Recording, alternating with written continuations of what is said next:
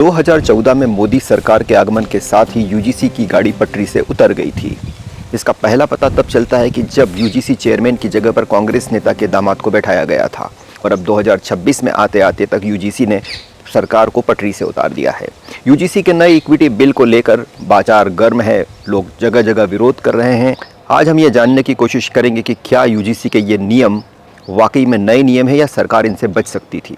इसके लिए हम जाएंगे 2009 में यूजीसी द्वारा जारी की गई रैगिंग गाइडलाइन के ऊपर। इसके रूल नंबर 3 में रैगिंग को डिफाइन किया गया है और इसमें रैगिंग की जो परिभाषा दी गई है, अगर आप उस परिभाषा में देखेंगे तो पाएंगे कि ऑलरेडी समानता से संबंधित ये नियम उसमें समाहित थे, जैसे कि मानवीय मूल्यों का हनन, कोई भी ऐसा कृत्य जो नए छात्र की गरिमा और व्यक्तित्व को कम करता हो। दूसरा, शारीरिक या मानसिक रूप से प्रताड़ित करना या कोई ऐसा काम करने को मजबूर करना जो छात्र सामान्य रूप से नहीं करता।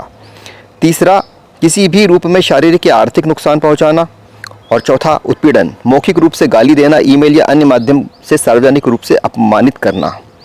क्लॉज 3 में जो रैगिंग की परिभाषा दी गई है उसमें अपमान शामिल है और ये अपमान छात्र की गरिमा को ठेस पहुंचाना या उसकी शारीरिक या मानसिक स्थिति को प्रभावित करने के रूप में भी हो सकता है।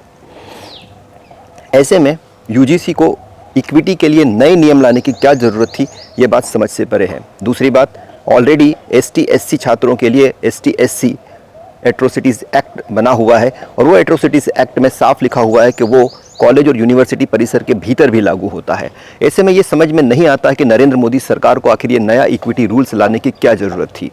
मतलब साफ है कि इस मामले को सुप्रीम कोर्ट में सरकार ने सही तरीके से नहीं रखा, नहीं तो ये स्थितियां ही नहीं बनती जिसमें कि आज मोदी सरकार को विरोध का सामना करना पड़ रहा है, वो भी अपने परंपरागत वोटर्स से।